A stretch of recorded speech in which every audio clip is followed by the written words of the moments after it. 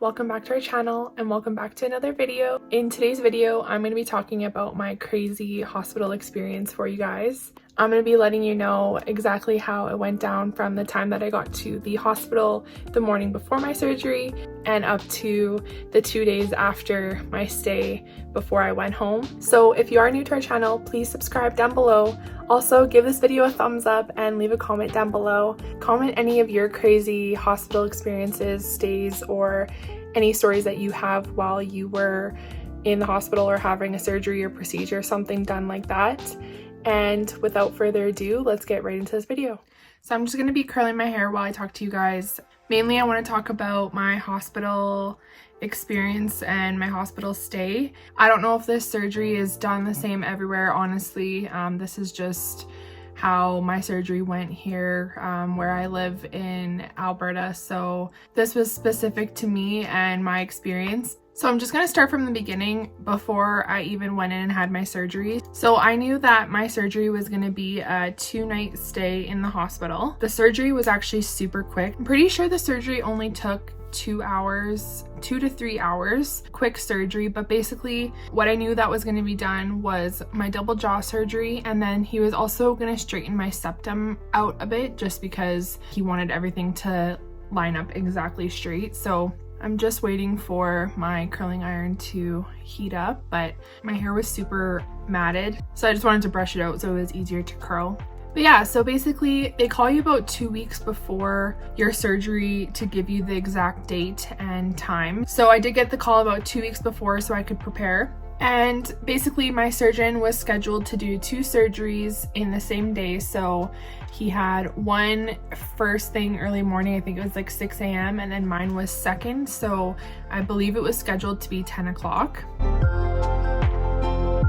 So I got to the hospital early to check in and everything. There was a bunch of steps I had to go through. This was during kind of still COVID time. So I was actually only allowed one person with me. So it ended up being my mom that was there. Just the way everything was in the hospital, you weren't allowed to leave like your stuff in a room or anything like that. It had to be carried in a bag. They gave you like a plastic bag to put all your stuff in, and then basically you had to carry that around with you. My mom had to bring it out with her and then actually bring it back when I was finished my surgery and put into my room that I was going to be in for 2 nights. So at first they screened me for COVID, and then they screened my mom, and then basically they put me in a room where they were going to do a quick couple of tests and then also give me my IV, start my IV early. So they actually had an intern nurse come in to do my IV, which was terrible. She started out by putting the IV in my hand and she could not get the IV into a vein. So she basically had the needle sitting in my hand while she was like trying to push it in for 5 minutes, like probably longer than 5 minutes, honestly.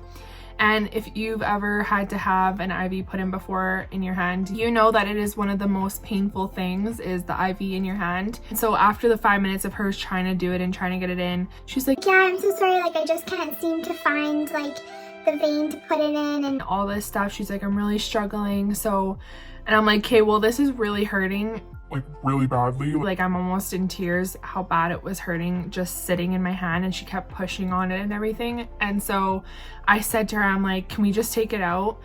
And so she's like, okay, yeah, we'll just take it out and we'll have to wait for the anesthesiologist to put it in when you go upstairs. And I'm like, oh my God, like you just put me through all of that pain for literally nothing.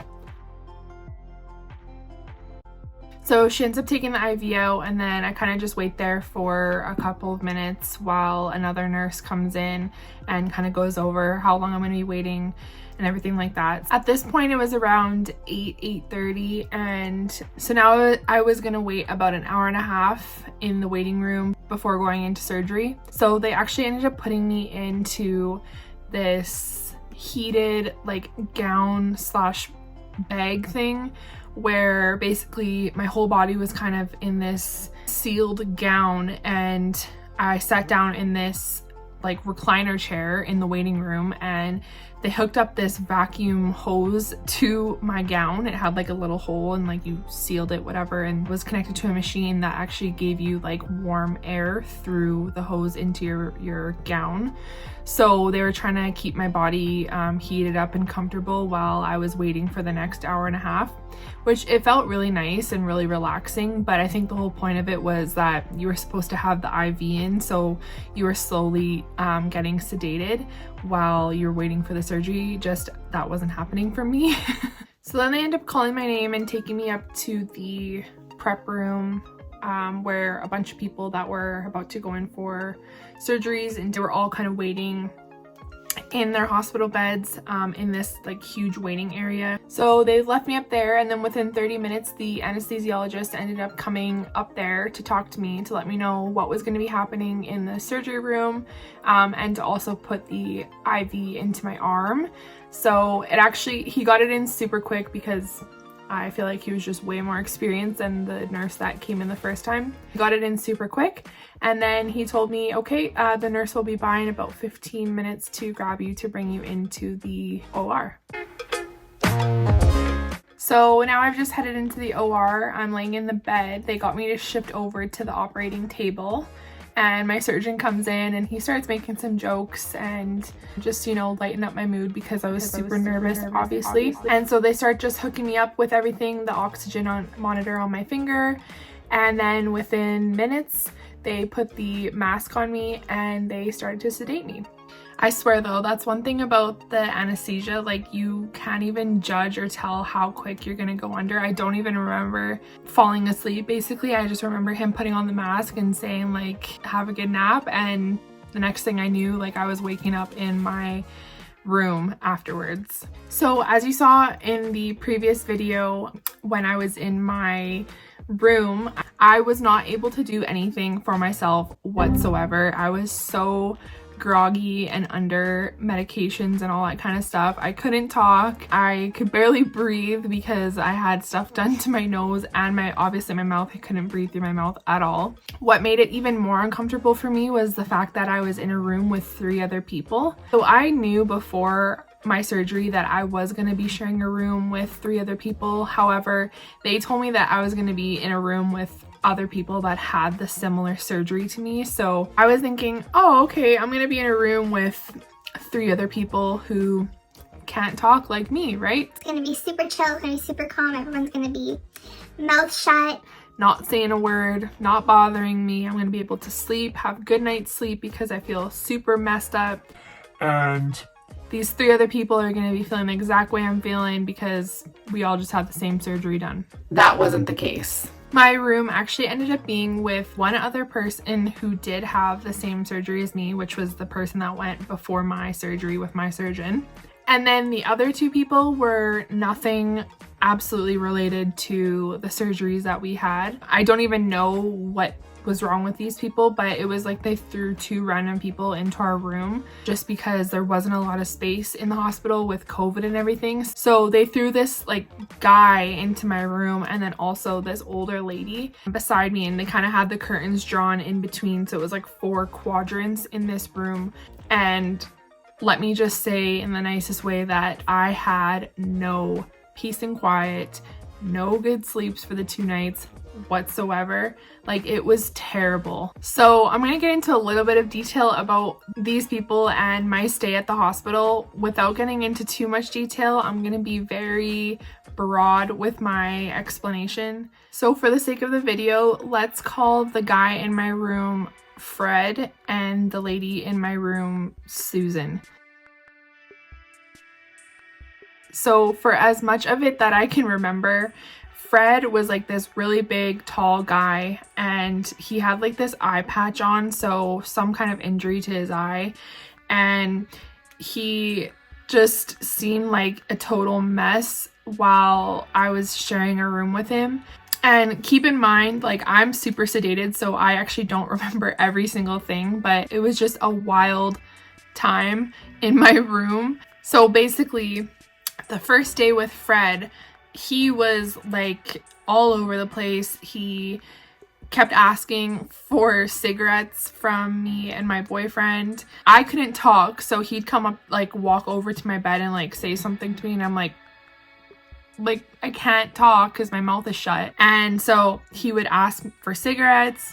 He'd call, like yelling loudly for the nurse to come. And then the first night, my first night in the hospital, something ended up happening, and I don't really remember fully, but what I do remember is he ends up like getting up and like trying to walk to the washroom or something like that, and ends up falling like backwards, hitting his head against the wall. And meanwhile, this is like, you know, 11, 12 o'clock at night, where I'm trying to like get some rest because I'm tired and I just had surgery like that morning. And this guy falls back, hits his head, like I don't even know if he goes unconscious or what, but like 5 nurses run into the room to start treating him and helping him and all this stuff. And they're like, you need to stay in your bed, blah blah blah. And he's just like moaning and yelling back to them. Like, I don't even know what was going on, but basically it was a disaster. Fred was wild. I think at one point my boyfriend told me that Fred was drinking hand sanitizer out of a bottle that was sitting in our room. I'm not sure what that was about, but yeah. So I ended up getting really uncomfortable with Fred in my room. And so I wanted like my mom or my boyfriend to question the nurse, like, why is this guy in my room when it was supposed to be people that just had the same surgery as me? It was supposed to be a super calm room that wasn't having a lot of chaotic stuff going on. And long story short, I think this guy got injured again really badly when he fell, and so he ended up getting moved out of my room. And so the next day we were down to just 3 of us, which was a lot better because he was making a lot of noise and causing a lot of commotion, and the nurses had to keep coming in when, you know, you just wanted to relax and try to get as much rest as possible while you're in the hospital, and then you have someone in your room just causing chaos. So it was really nice to have him out of the room the next day.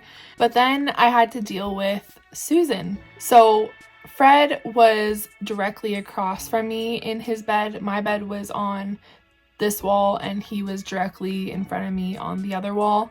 And then the girl that had the same surgery as me was beside Fred, and then beside me to my right was Susan. And again, I don't know what she was in there for or what was, you know, her illness or whatever was going on with her. But the second night of my stay was an experience with this woman. There happened to be a visitor chair in between mine and her bed, between the curtain. And during the middle of the night while I was sleeping, she like out of nowhere started freaking out, screaming like for the nurse, calling for the nurse, saying all this random stuff. And there was like only one nurse on the floor literally during the night to be found. So that nurse wasn't coming anytime soon. And so I ended up waking up because this lady was like yelling and just saying a bunch of stuff. And she ends up somehow, I don't even know how, but she's like starts talking to me and saying to me like, call for the nurse or whatever. And so I'm like pressing the button to get the nurse in there because like I can't talk. And you know, again, I'm not feeling well. Like I just went through a surgery. I don't really know what's going on. I'm still sedated, all this stuff. Susan ends up grabbing the small visitor chair in between mine and her bed and like grabs it and like shoves it into my bed. Like literally hard, like shoves the chair into my bed. And at this point, I'm like so upset because I'm like, what is she doing? Like, is she gonna attack me or something? I didn't even know what was going on. So anyways, the nurse ends up coming in and dealing with Susan. Needless to say, my whole 2 nights in the hospital were a disaster. I barely slept. Luckily, I got to sleep during the day because both Fred and Susan ended up getting moved out of my room. But yeah, it was pointless for them to be moved out of the room because the next day my stay was over and I ended up going home. So I really wish that my room was how it was supposed to be with just people that had the same surgery as me, because I feel like I just would have had a better rest and time while I was in there. And then as you saw in my last video, I got sent home, and basically for the next 2 weeks while I was at home, I had to be eating out of the syringe. I wasn't able to talk or anything like that, sitting around watching movies and stuff. Ended up losing a lot of weight because I wasn't able to eat a lot of stuff while I was recovering after the 2 weeks. But overall, I'd give my whole surgery experience like an 8 out of 10, aside from the whole disaster at the hospital with the people in my room and the IV. Everything else went really smooth. And like I said in the last video, my surgeon made my experience really comfortable. He was really open and honest about everything that he was going to be doing, and just made me feel a lot more relaxed throughout the experience. He did make sure that I knew all of the pros and cons to the surgery. And I did get to see him actually my last day in my hospital stay before I went home, and he kind of just explained what I needed to do for the next 2 weeks while I was at home before going back to see him. He was also the one that ended up taking off my elastics that were basically holding my jaw shut, and he was super happy with the progress. So I'm very happy to say that the whole experience was really smooth, and I would definitely recommend getting the surgery done if you need it, because it really changed everything for me, from health issues to, you know, insecurities about appearance and all that stuff. So I would definitely say that once you find the right surgeon, definitely go and do it. Well, this is the end of the video. Thank you guys so much for all of your support. Thank you for watching. Please leave a like down below. Also comment and subscribe to our channel if you are new here, and I'll see you later on in the next video.